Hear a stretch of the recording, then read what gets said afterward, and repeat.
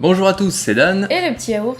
Ça y est, on se retrouve pour une nouvelle vidéo vinyle. Après, je sais pas, ça fait au moins 1 an et demi, je pense, qu'on n'a pas filmé de vidéo. Ça fait exactement 1 an et demi qu'on n'a pas filmé de vidéo vinyle. La dernière fois que t'avais filmé des vidéos vinyles, c'était pour filmer toute ta collection et ça t'avait pris genre 1 semaine enfermé tout seul pendant des heures. En plus, c'était la canicule et il faisait trop chaud. Du coup, c'est reparti pour les vidéos vinyles. On en a prévu pas mal parce qu'en fait, ça y est, on rachète des vinyles, on a enfin un chez nous, on peut enfin les ranger. Là, il y en a une petite partie derrière nous. Et du coup, dans cette vidéo, on va vous faire le débrief de ce qu'on a acheté en 2019. C'est un coup de chance parce qu'on a voulu pas non plus mettre trop de vinyle dans cette première vidéo. Et ben, il se trouve qu'on s'arrête pile poil à décembre 2019. Voilà. En 2019, on était en Nouvelle-Zélande, vous le savez, on vous en a plein de fois parlé. Donc du coup, on n'a pas pu acheter de vinyle. On s'est fait un petit peu plaisir sur cette fin d'année. C'est parti. Alors, on commence avec mon groupe préféré, NoFX. NoFX, c'est mon groupe préféré, vous le savez certainement, parce que j'ai fait une vidéo vinyle consacrée à NoFX. En 2 parties, tellement j'ai beaucoup de vinyles du groupe. Et donc tous les petits 7 pouces que je viens de vous montrer, ça constitue le 7-inch of the Month Club, le retour. Parce que en 2005, le groupe avait lancé déjà un abonnement où on pouvait recevoir un vinyle par mois pendant 1 an, donc ça fait 12 vinyles au total, car vous savez compter. Sur ces vinyles, on trouvait que des morceaux inédits, dont un bon paquet qui ont fini sur l'album suivant, Wolves in Wolves Clothing. Ça a fait un gros carton, les titres sont considérés comme des classiques, les fans à l'époque avaient complètement kiffé, et c'est devenu aussi quelque chose de mythique, parce qu'on pouvait trouver ces morceaux que sur les vinyles, même si bien sûr ça a été ripé et c'est disponible sur internet depuis le début. Mais ça fait ce petit côté morceaux rares, titres que seuls les connaisseurs connaissent. Et en 2019, le groupe annonce le retour du concept. Donc ça coïncide un petit peu avec ce que fait le label depuis quelques années, le label Fat Records, qui propose des démos de ces groupes, pas seulement NoFX mais aussi d'autres groupes. Et c'est quelque chose que j'aime bien, pouvoir comparer la version démo avec la version du titre qui se retrouve ensuite sur l'album, une version un peu plus travaillée et puis surtout avec une meilleure prod. Ça me fait penser que sur l'album First Ditch Effort, le dernier album de NoFX, ils avaient balancé quelques démos à l'avance et il y a des morceaux qui ressemblent plus du tout à ce qu'ils étaient sur l'album. Je pense notamment à Generation Z qui n'a aucun rapport. En fait, il y a juste des petits morceaux, tu sais que c'est de là que c'est tiré, mais sinon les mélodies sont plus les mêmes, la prod est pas les mêmes, les paroles ont beaucoup été modifiées. Et du coup avec ces petits 7 pouces, je vais pouvoir comparer les versions démo avec ce qui sortira sur l'album, parce que oui, NoFX vont sortir un nouvel album en 2020, et je suis très content. Alors là j'ai reçu une première fournée, j'en suis déjà à 6 numéros sur les 12 qui vont sortir. Pour économiser un petit peu les frais de port pour tout le monde, ils ont décidé d'envoyer 2 vinyles tous les 2 mois. J'ai déjà eu le temps de me plonger un peu dans ces petites galettes, pas trop non plus, parce que j'ai pas encore eu le temps de bien m'imprégner, mais j'ai déjà mes titres favoris, et il y a aussi des morceaux que j'aime un peu moins, parce qu'ils sont un peu cacaboudins, que ça soit au niveau de la prod, ou au niveau de l'intérêt de certains morceaux. Je pense notamment à la chanson qu'ils avaient fait en hommage à Stephen Hawking. Bon, c'est toujours sympa de l'avoir sur vinyle, parce que à l'époque, il l'avait diffusé que sur internet, mais c'est vachement dispensable, et du coup, ces vinyles, c'est vraiment pour les collectionneurs et les complétistes du groupe, mais il y a quand même une paire de morceaux que je kiffe bien là-dessus.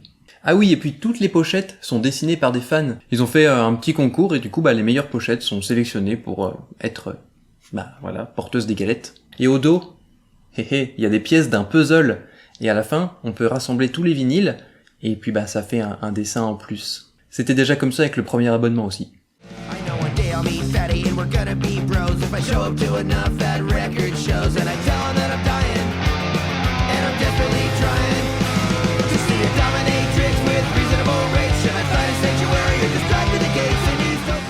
Le premier vinyle que j'ai acquis en 2019, c'est Beneath the Airy des Pixies. Sorti en septembre 2019, c'est le 7e album du groupe qui succède à Head Career, qui était sorti en 2016, et dont je vous avais un petit peu beaucoup parlé à l'époque, notamment en vidéo vinyle et dans les top flops, parce que c'est vraiment un album qui m'avait fait en fait découvrir le groupe, parce que j'avais jamais écouté les Pixies avant, hormis avec leur titre phare Where Is My Mind, qui était la chanson phare du film Fight Club. Donc du coup, moi je connais Pixies qu'à travers ces 2 albums, donc je peux pas dire par rapport à leurs anciens albums si c'est mieux, moins bien, j'en sais rien. Toujours est-il que ces 2-là, c'est pour moi vraiment des pépites et des grosses révélations. Et moi ce que j'aime vraiment chez les Pixies par rapport à ces 2 albums-là, c'est les belles mélodies. Je trouve qu'on a vraiment une recherche sur les mélodies qui sont hyper accrocheuses, super jolies, avec un côté assez fluctuant dans la musique. Ça peut être à la fois assez brut, avec voilà la guitare et tout, et en même temps se transformer dans la même chanson en une jolie ballade, et hop, repartir sur un côté un petit peu plus brut. Ce qui fait que c'est un groupe que je trouve un petit peu insaisissable en termes de genre, tu vois. J'aurais du mal à dire, bon bah voilà, c'est du rock alternatif, et puis c'est tout, quoi. C'est assez fluctuant, et c'est ça qui me plaît bien. Déjà, le son, je trouve qu'il est vraiment super bon. Il y a une très bonne prod, on entend tout vraiment très très bien, et c'est un son que je trouve aussi profond, avec vraiment des couches, ce qui fait que tu peux écouter le vinyle plusieurs fois, enfin, ou l'album, enfin peu importe, tu peux l'écouter plusieurs fois, et à chaque fois découvrir des petites choses que t'avais pas en fait entendu avant ou fait attention. Et donc on parlait de cet album dans les top 2019 des albums qu'on a préférés, parce que moi ça fait partie de mes top 10. Et on disait que Pixies, si t'écoutes vraiment avec une oreille pas très attentive, tu vas avoir l'impression que c'est un petit peu basique, qu'il y a rien de spécial. Et c'est vrai que notamment au niveau de la voix, je trouve que la voix du chanteur, elle a pas grand chose de particulier, elle est pas incroyable. Le mec va pas gueuler, il va pas crier, il va pas non plus chanter avec une voix puissante ni rien. Il va avoir un ton assez monocorde, bah vraiment en mode un petit peu balade quoi. Et mais ce qui donne vraiment, je trouve, de la profondeur aussi, c'est qu'on a les chœurs de la bassiste, donc qui est une voix de femme du coup, qui amène encore un petit peu plus de choses intéressantes avec la voix du chanteur. Chaque chanson a un peu une petite histoire, ça fait vraiment du coup le chanteur qui va un peu nous raconter une histoire, et du coup cette voix assez monocorde marche bien avec le côté un petit peu conteur, on a envie de l'écouter nous dire des trucs, et du coup ça donne un côté assez poétique, assez mélancolique, assez mystérieux, assez sombre aussi. Mes morceaux préférés sur cet album, c'est Catfish Kate et This Is My Fate. C'est vraiment mes deux préférés, mais franchement, tous les morceaux, ils ont des choses super intéressantes à écouter. Et voilà, Pixies, c'est vraiment ma grosse révélation en termes de musique de ces 3-4 dernières années. C'est un groupe que je pense j'aurais pas du tout aimé il y a une dizaine d'années, quand j'étais à fond dans le punk rock. Voilà, maintenant j'écoute d'autres trucs et c'est cool. Au niveau du vinyle, c'est un vinyle qui m'a été offert pour mon anniversaire, donc je suis super contente. Ce que j'adore notamment, c'est que c'est une pochette veloutée. Et que c'est juste trop agréable à toucher. En plus, ça fait pas de reflets, on est content. C'est un gatefold avec un seul vinyle qui est noir. Et donc là, c'est un vinyle en plus en 180 grammes. Donc c'est un très beau vinyle de très belle facture.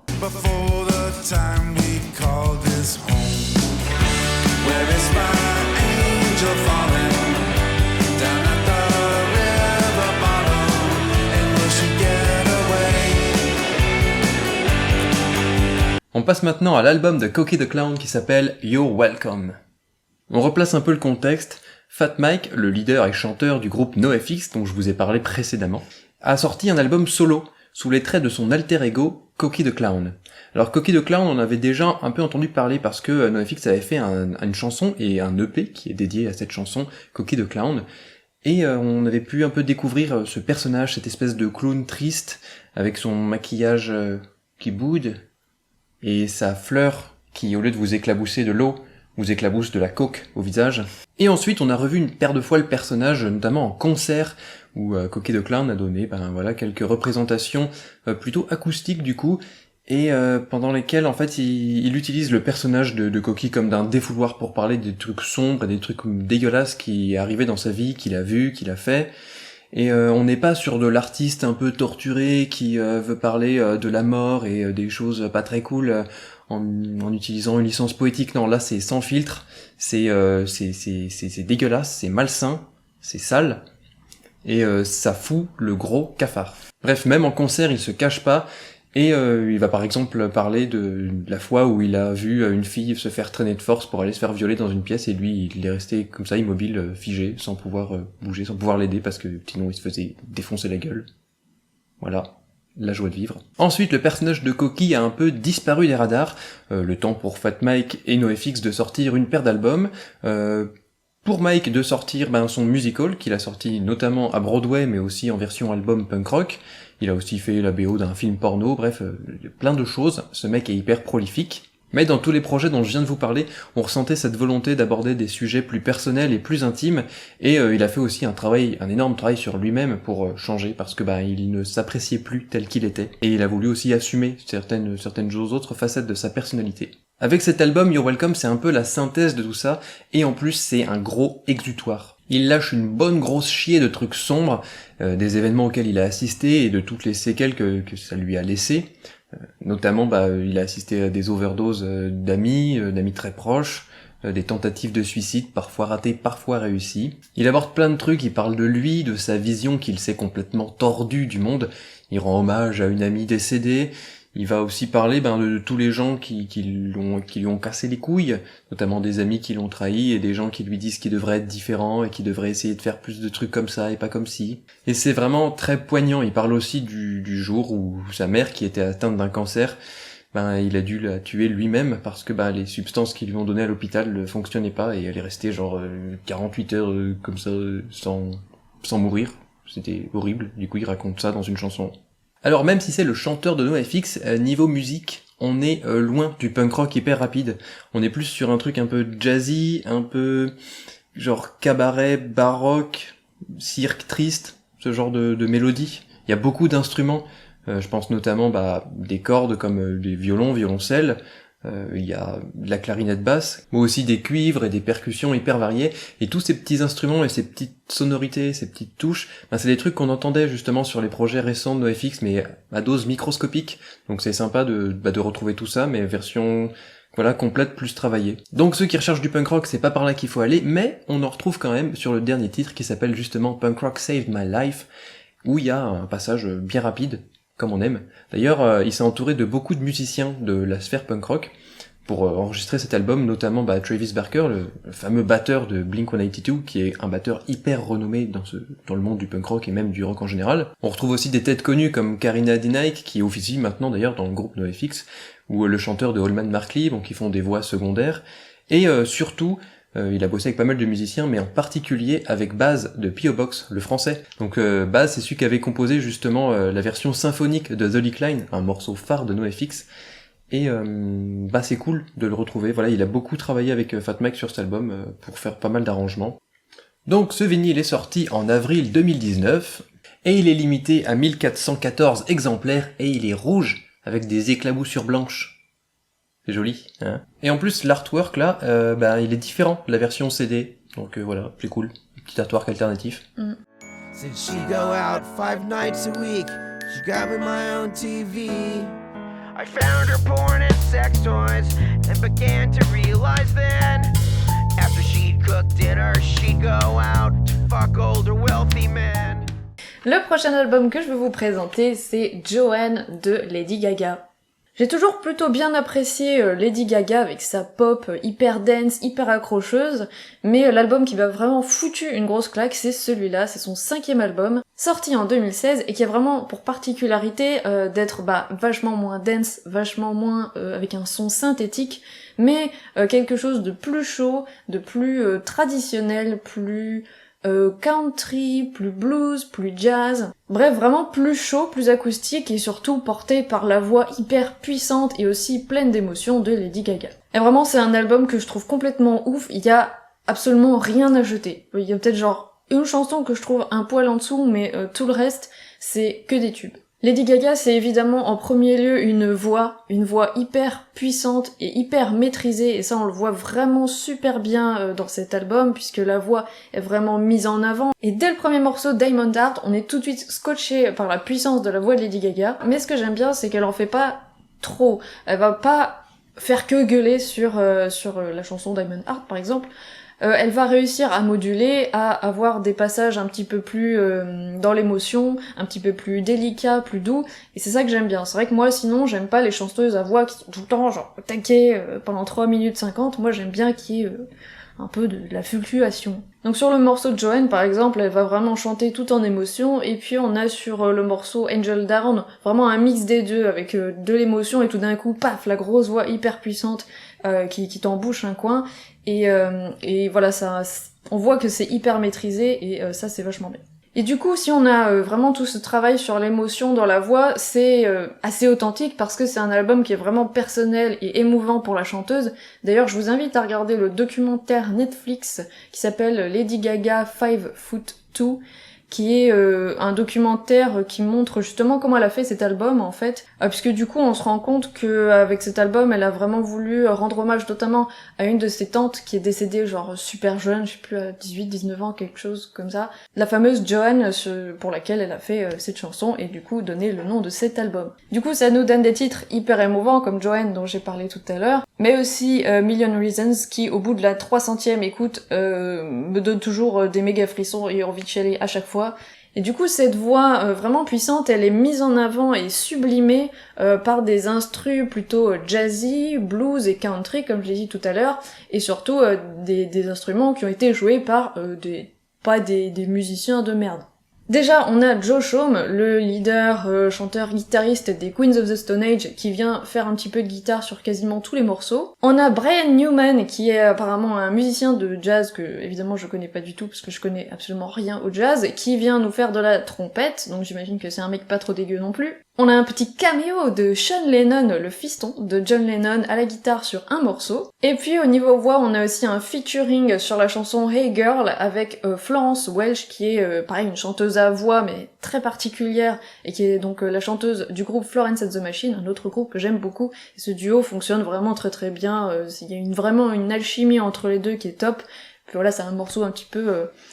pas féministe, mais qui dit que voilà, les filles doivent se serrer les coudes entre elles. Et sinon, Lady Gaga, évidemment, c'est pas juste une voix, elle fait aussi quelques instruments, notamment des percussions et évidemment du piano. Du coup, voilà, on a tout cet ensemble qui est hyper harmonieux, qui fonctionne super bien. Pour autant, j'ai dit que c'était voilà un peu jazzy, blues, country, mais c'est pas un album qui va être tranquillou, genre en mode balade et tout, ça reste un album super pop, avec des chansons hyper catchy, hyper entraînantes et hyper dansantes. Et du coup, c'est un album qui est hyper plaisant à écouter. Au niveau du vinyle, c'est Dan qui me l'a offert pour mon anniversaire. Il s'agit de l'édition Deluxe, un double vinyle gatefold. Je trouve vraiment que c'est un vinyle qui est magnifique. Déjà, la pochette, elle est super épaisse. Enfin, j'en ai pas beaucoup des aussi épaisses que ça. Je trouve que la photographie est très jolie dans les tons pastels comme ça. Enfin, c'est très chouette. Du coup, c'est un double vinyle qui est noir. Ce qui est sympa, c'est qu'on a des petites photos de Lady Gaga dans sa jeunesse ou de sa famille, vu que c'est un album qui parle un petit peu de sa famille. Sinon, il existe aussi en édition limitée rose fluo, mais il coûte un petit peu trop cher à la revente. Alors, le noir, c'est bien aussi. On passe maintenant au meilleur album de 2019, c'est Heyday par les Fiddler's Green. Fiddler's Green, c'est un groupe allemand, mais qui chante en anglais, de speed folk, un mélange entre la folk celtique et le punk rock. Et ils axent leur compo plus sur le côté folk hyper dansant. Si vous aimez les Dropkick Murphys, je pense que vous aimerez ça. Et après pour les connaisseurs, si vous kiffez Flogging Molly, voilà, ça a plus de similitudes avec ce groupe-là. Formé en 1990, le groupe s'initie son 16e album. Voilà, groupe plutôt prolifique, n'est-ce pas? Quoi? 16 albums? Oui. Ah merde! Ah putain, on a du retard, moi je connais que celui-là du coup. 16? 16? C'est pas mal. Je vous l'ai dit, pour nous c'est vraiment le meilleur album de 2019. On l'a mis dans notre vidéo Top Musique. Si vous voulez aller jeter un œil, voilà, le lien sera dans la description. On kiffe ce groupe, enfin je kiffe ce groupe, parce que je connais plus d'albums que toi, mais on kiffe tous les deux cet album, et on a très hâte de les voir en concert cette année. Il était sorti en mars 2019, pile à temps pour la Saint-Patrick, et ça a vraiment été un coup de cœur immédiat. Et c'est vraiment la quintessence de tout ce que j'aime dans le punk rock celtique, avec ce côté hyper dansant de la folk, les petites envolées celtiques, violon, flûte, supportées par l'accordéon, le côté bien péchu, bien catchy du punk rock, la basse bien bouncy, et les bonnes percus qui contribuent au tempo bien rapide. Et cet album c'est aussi la synthèse du groupe, c'est ce qu'ils font de mieux dans tous les styles différents qu'ils abordent. On a des trucs très folk, des trucs plus punk rock, et des morceaux celtiques purs. On se retrouve donc avec un album bien varié, il y a des morceaux qui donnent envie de danser, il y en a d'autres qui donnent envie de poser ton bras sur l'épaule de ton voisin en brandissant ta pinte et de chanter avec le groupe comme ça, et surtout des morceaux qui te donnent envie de courir dans le pit et de sauter avec les autres. Et ce que j'aime bien dans cet album, c'est qu'on est surpris par certains titres, je pense notamment à des morceaux comme John Kanaka ou Slantier. Mais cet album, c'est aussi et surtout l'album de la motivation et de la bonne humeur. Tu vois, si t'as un coup de mou, tu mets des morceaux comme Cheer Up ou Steady Flow, ça marche super bien. Et la prod sur cet album, elle est complètement dingue. Aux petits oignons. Tous les instruments sont hyper bien définis, ils sont bien découpés, détachés les uns des autres, et ça a la grosse patate quand il faut sur les morceaux plus énergiques, et les parties celtiques, quand t'as juste les instrus celtiques, c'est hyper beau, c'est hyper enveloppant, ça fait comme un petit ruban qui s'entoure autour de toi, et qui ensuite se transforme en un chemin sur les plaines irlandaises, verdoyantes. En plus, l'artwork, ça fonctionne hyper bien sur moi, c'est le genre de truc que j'aime bien. Le vinyle est limité à 500 exemplaires et c'est un double vinyle vert transparent. Moi qui l'ai trouvé. Et du coup, je suis content parce que ça m'a été offert à Noël par le petit yaourt transparent. On me voit ou pas? Non. Coucou. Si, un peu.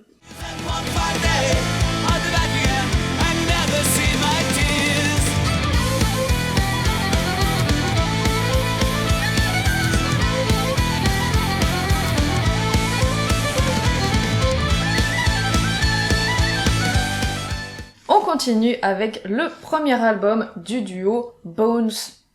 Bones, j'avoue, je vous en ai un petit peu rabâché les oreilles, mais je continue. C'est un duo féminin qu'on a découvert en première partie de Skunk Anansie. Voilà, j'en avais jamais entendu parler et elles nous ont foutu une bonne grosse claque en première partie. C'est pour ça aussi qu'on aime bien ne pas rater les premières parties des groupes, parce que des fois on tombe sur des sacrées pépites, des groupes qui vont devenir après nos groupes préférés, et c'est le cas avec Bones. Du coup, j'attendais avec grande impatience ce premier album, parce que c'est un groupe qui a déjà plusieurs années de travail à son actif, avec beaucoup de concerts, et déjà donc pas mal de morceaux tout près, donc quelques singles qui étaient sortis sur YouTube et les plateformes de streaming, etc. Mais il fallait enfin un premier album, et ça y est, il est enfin sorti. Évidemment, je l'ai précommandé tout de suite. Et évidemment, comme je connaissais déjà la moitié des chansons qu'elle est dessus, j'ai pas été déçue. C'est ce que j'appellerais du garage pop. C'est garage parce que on a la guitare qui est très présente, avec un son très rocailleux, très brut, un petit peu cracra. En même temps, on a la voix très éraillée, très whisky vocals de la chanteuse, qui est vraiment mise en avant et qui en même temps est une voix aussi assez chaude et assez ronde. Ça va pas être du garage un peu froid qui va nous agresser les oreilles. Là, ça reste quand même assez chanté, hein. C'est une chanteuse qui va jamais partir dans des cris, dans du scream et ce genre de choses. Mais voilà, tout ça mis ensemble, je trouve que ça donne quand même un côté assez garage. Donc si vous aimez bien le garage, peut-être écoutez Bones. Et du coup, je trouve qu'il y a un côté pop, parce que tout ce côté garage est tenu en place par une percussion synthétique. Comme c'est un duo, hein, avec une nana qui est à la guitare, une autre qui est à la guitare et au chant, y a pas de batteur, sauf en concert. Et du coup, sur cet album, on a vraiment une boîte à rythme. Ça donne un petit côté artificiel, en plus, avec tous les effets qu'elles utilisent, que ce soit sur la voix, sur la guitare, c'est vrai qu'il y en a pas mal. Donc ça donne un effet un petit peu artificiel, mais que moi j'aime beaucoup. Je sais que ça plaira pas à tout le monde, la batterie comme ça, mais moi j'aime bien. En tout cas, voilà, il y a vraiment beaucoup d'effets qui du coup font sonner le garage d'une façon différente du garage un petit peu brut qu'on a l'habitude. Et du coup, le côté pop, c'est parce que toutes les chansons sont vraiment hyper accessibles, c'est hyper catchy, les morceaux rentrent tout de suite dans la tête avec des refrains plutôt simples, hein, mais qui fonctionnent tout de suite super bien. Et c'est pour ça que je trouve que c'est un petit côté pop, un petit côté on s'enjaille facilement dessus. Et en même temps, il y a plein de niveaux de lecture avec Bones, c'est pour ça que c'est un petit peu compliqué de résumer, faut écouter pour se faire un peu son propre avis. Mais en même temps, on a aussi un côté assez ondulant, presque lascif, assez sensuel, et des morceaux un petit peu plus posés comme Black Blood, avec notamment un côté plus acoustique et avec du violon. Donc voilà, on a un peu tout ça qui est mélangé ensemble, ce qui fait que c'est un album très dense, avec pas mal de genres qui s'entremêlent, et c'est pas facile d'en parler. Mais c'est vraiment très bien.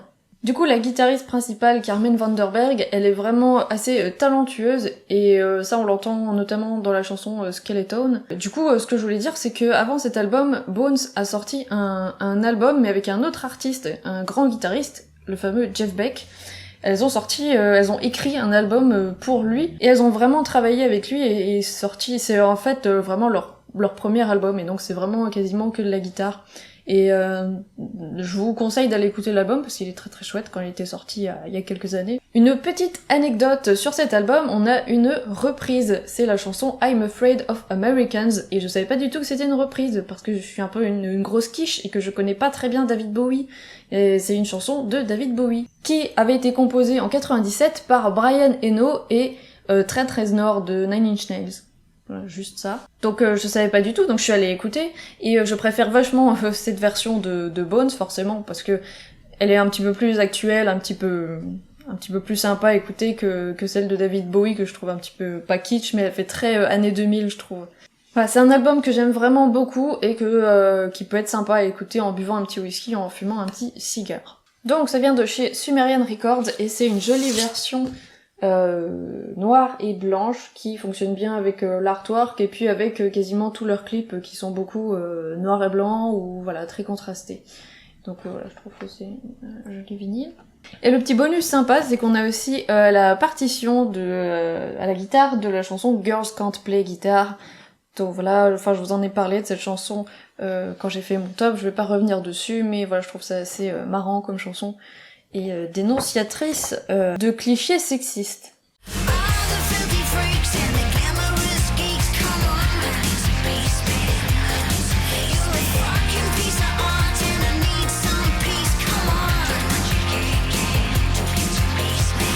Et on passe maintenant à Death by Television, l'album du groupe The Lillingtons. The Lillingtons, c'est un groupe que j'adore, c'est un groupe américain de punk rock à tendance Ramonescore. Le Ramonescore, je vous en ai déjà parlé plein de fois, c'est un style que j'affectionne particulièrement, c'est du punk rock hyper rapide. Ramonescore, Ramones, voilà, ça emprunte un peu le style des Ramones avec un punk rock hyper rapide, des rythmiques assez simples, mais vraiment voilà, rapide, et surtout des riffs hyper accrocheurs. Ce que j'aime bien avec le groupe The Lillingtons, c'est que c'est des gros geeks. J'aime bien les paroles des chansons, j'aime bien les thèmes qu'ils abordent, c'est très science-fiction, ça parle de monstres, ça parle de voyages dans l'espace, ça parle de films de genre, et ils ont un humour un petit peu... Débile, voilà, vous savez très bien, moi j'aime bien les trucs un peu débiles. Donc à la base c'est un album sorti en 1999, et je voulais l'avoir en vinyle, donc c'est mon album préféré du groupe, mais c'est impossible, la version originale coûte beaucoup trop cher, et quand ils ont sorti coffret intégral du groupe, c'est parti super rapidement, et maintenant d'occasion ça coûte, c'est hors de prix, voilà, tout simplement, les gens craquent complètement leur slip. Du coup j'étais bien content quand en 2018 ils ont sorti ce vinyle avec la version remasterisée qui date de 2005 quand ils ont ressorti le CD. Faut dire aussi qu'en 2019 pour le Record Store Day ils avaient sorti donc ce vinyle en version picture disc. Je le trouvais plutôt moche, enfin voilà, il y a des picture disques que j'adore, des picture disques que j'aime pas. En général le son en plus des picture disques j'ai un peu de mal, il y a beaucoup de souffle. Et voilà, je voulais plutôt la version vinyle. La version remaster du coup marche super bien. On a vraiment plus de patates sur ce remaster, c'est cool et je suis bien content. Donc c'est mon album préféré, il y a quasiment tous mes morceaux préférés du groupe sur cet album, mais il y a surtout Black Hole in My Mind qui est vraiment mon morceau préféré du groupe, je pense. Donc ce vinyle est sorti en novembre 2018. Dedans, on y trouve un petit poster, voilà. Et sinon, le vinyle est noir, classique. Je suis vraiment trop content d'avoir ce vinyle. Mon objectif, c'est vraiment d'avoir, dans ma collection de vinyles, des vinyles que je kiffe à mort. Moi aussi. Voilà, mes vinyles préférés de chaque groupe, des vinyles des albums qui comptent beaucoup pour moi, j'aimerais bien les avoir tous. Non mais moi aussi. Voilà. C'est ce qu'on avait un petit peu décidé, c'est pour ça qu'on n'est pas des... Bon là, vous avez l'impression que ça fait beaucoup de vinyles peut-être, mais on n'achète quand même pas trop. On n'a pas envie d'être sous des montagnes de vinyles non plus, on a quand même envie d'être raisonnable et d'acheter vraiment des albums qu'on sait qu'on peut écouter en boucle pendant 40 ans sans se lasser.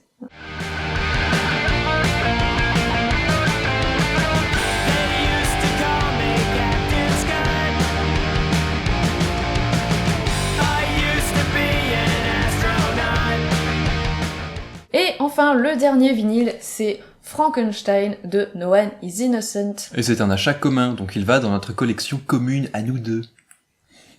C'est un album sorti en 2018 et ça a été un gros coup de cœur pour nous. D'ailleurs, je crois qu'on l'avait mis dans nos albums vraiment préférés de 2018. Et c'est un album qui nous a fait découvrir le groupe No One Is Innocent, groupe qu'on connaissait de nom mais qu'on n'avait jamais écouté. Et ça a été vraiment une grosse claque et depuis, on est vraiment assez fan du groupe. On est même allé les voir en concert. Enfin si, moi je connaissais déjà un peu No One Is Innocent, mais je m'étais pas trop penché dessus. Je les avais déjà vus en concert. Moi je connaissais pas du tout. Au programme évidemment, c'est de la grosse patate.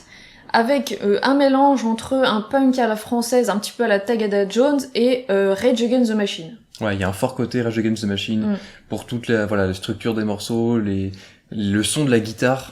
Et d'ailleurs, Rage Against the Machine, c'est un groupe qui reprennent très souvent en concert. Voilà, ils font tout le temps une ou deux petites reprises à chaque concert, donc c'est plutôt sympa. Donc on va vraiment avoir des riffs hyper entêtants, hyper catchy, pas forcément des riffs hyper compliqués, mais quelque chose qui va fonctionner tout de suite, avec un chant en français, à la Tagada Jones. Je trouve que voilà, il y a des similitudes entre la voix du chanteur de No One Is Innocent et celui de Nico Jones de Tagada Jones. Pas forcément la voix, mais la manière de chanter. Et du coup, c'est ça qui vraiment nous a fait accrocher au groupe, c'est cette façon de chanter très similaire à celle de Tagada Jones, vu qu'on aime beaucoup Tagada Jones. Et en plus, non seulement il y a cette manière de chanter, mais il y a aussi la construction des morceaux, il y a des paroles qui sont assez scandées et tout, que tu peux chanter et gueuler quand t'es dans le pit en concert, c'est cool. Et du coup, on a un petit morceau avec Nico Jones qui vient chanter, donc c'est le morceau What the Fuck. En plus, c'est d'autant plus cool parce que quand on les a vus en concert récemment, Nico Jones est venu sur scène pour chanter. Voilà, c'est cool. Parce qu'on les avait vus en concert aussi 2 jours avant, Tagada Jones, pas très loin de là où on a vu No One Is Innocent, donc ils étaient encore dans le coin, donc il est venu faire un petit coucou et ça c'était cool. Et ce qui m'a plu aussi, c'est que cet album, c'est pas juste un amoncellement de morceaux hyper catchy avec des gros riffs et tout, c'est qu'il y a aussi, je trouve, un vrai univers dans cet album. On va avoir un côté un petit peu creepy, du coup ça marche bien aussi avec le titre de l'album, Frankenstein, un côté vraiment creepy, un peu, pas film d'horreur, mais quelque chose d'assez mystérieux, avec notamment 2 morceaux, 3 si on compte Frankenstein, mais il y a Nous sommes la nuit et Les Revenants. Et voilà, ces 2 morceaux-là, je trouve qu'ils contribuent vraiment à donner une atmosphère particulière à l'album, et c'est ce qui m'a accroché encore plus à cet album. Plus si on rajoute les intros de certains morceaux, il y a des intros qui sont un peu planantes, un peu genre guitare juste une note, tu vois, un peu crissante. En plus de ça, on a une reprise de Paranoid de Black Sabbath, donc ça rajoute encore un peu au côté un peu sombre et flippant de l'album. En plus de ça, je trouve que c'est un album qui est assez bien produit, enfin le son il est super propre. Et ça, je trouve que c'est vraiment bien pour les morceaux hyper bourrins, qui du coup sont pas cradingues et tout. Y a Ali et À la gloire du marché, ça c'est des morceaux vraiment qui donnent envie de jumper, et en concert, voilà. En concert c'est vraiment un groupe à jumper. Niveau paroles, évidemment, on est un peu comme à la Tagada Jones, ça va parler de révolte, de le capitalisme c'est de la merde, le monde du travail c'est de la merde. Alors on reste sur des bonnes thématiques punk à l'ancienne, donc ça c'est plutôt bien. Au niveau du vinyle, on l'a acheté sur le merch du groupe quand on allait les voir en concert chez Narcisse. C'est un vinyle tout simple, il n'y a pas d'autre édition, il est noir, voilà, il est très bien. Voilà. Des fois la simplicité c'est bien aussi. J'aurais bien aimé quand même un vinyle rose. Ouais, rose comme ça. Tu sais, en splatter rose et noir. Oui. Il aurait été bien sympa quand même. À l'Occident, les mêmes erreurs. Tripoli, Damas, après Bagdad. Voilà le chef-d'œuvre du créateur. Frankenstein. Hey. Voilà, du coup ça c'est les acquisitions de 2019 et depuis au mois de janvier, il y a encore 6 ou 7 vinyles qui se sont rajoutés, donc on vous donne rendez-vous dans une prochaine vidéo vinyle. Du coup voilà, c'est tout pour la vidéo, on espère qu'elle vous a plu et qu'elle vous a permis de découvrir des nouveaux groupes ou des albums, ou vous donner envie d'écouter des choses différentes. Si elle vous a plu, n'hésitez pas à mettre un petit pouce bleu, à vous abonner à la chaîne pour ne pas rater les prochaines vidéos, et surtout venez nous suivre sur tous les réseaux sociaux, Facebook, Twitter, Instagram, tous les liens sont dans la description. On se retrouve très bientôt pour une prochaine vidéo, écoutez de la musique, kiffez les vinyles, et on vous fait des gros bisous.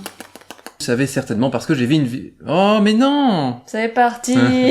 Exploser Fight Club. En tout cas dans leurs 2 albums là derniers. Leurs 2 derniers albums. Oui ça va, on a toute la nuit. Toute la nuit. Moi je pars qu'à partir de 8h10. T'imagines. Bon je vais au boulot. Et voilà, Coquille de Clown. Vous voyez bien la pochette. Il rigole quand je dis des trucs. J'essaye de dire des trucs pas trop nuls et lui il rigole. La fluctuation. Ça va, on a compris Oui, que j'ai oui. dit fluctuation. On a compris que t'as dit chanteuse ou pas? On a Brian Newman. Newman. Norman O'Malley. J'aime bien les fessées. Et on a des petites photos de jeunesse de Madonna. Pourquoi Madonna? Le vieux lapsus. C'est drôle. Du coup, la meuf, elle a mis des photos de gens qui ne sont pas elle, voilà. C'est pourquoi. Des gens qui la détestent.